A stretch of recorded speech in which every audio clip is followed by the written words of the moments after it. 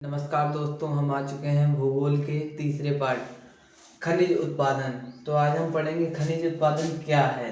लोगों ने देखा होगा कि जब हम लोग खेत से पालक या बथुआ और भी कई सब्जियां लाते हैं तो उनमें लोहा या तांबा पाया जाता है।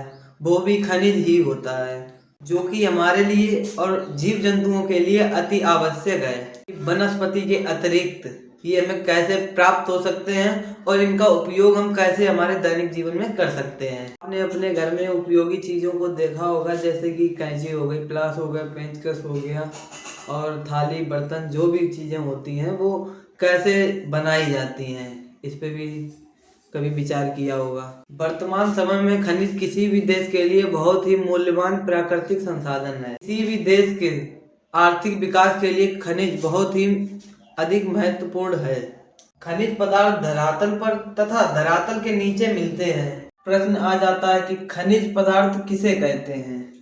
साधारण सा आंसर है, वे वस्तुएं जो खोद कर धरातल से निकाली जाती हैं उन्हें खनिज पदार्थ कहते हैं।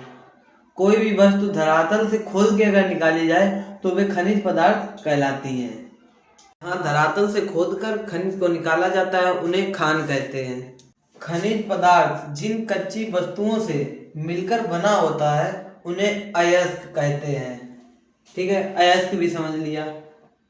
आपने गांधी जी के दांडी मार्च, नमक आंदोलन के बारे में सुना या पढ़ा ही होगा।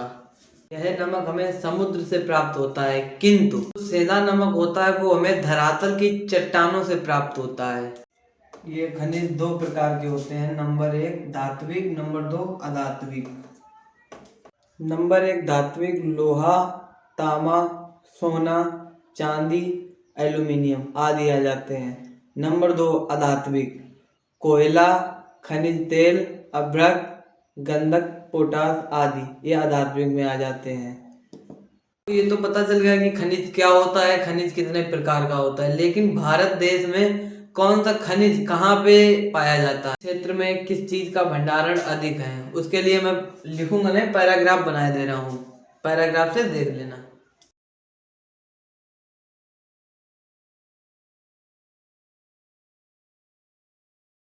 धात्विक पदार्थ में आयरन लोहा आता है। जब लोहे धातु अन्य पदार्थ से मिली रहती है तब इसे लोह अयस्क कहते हैं।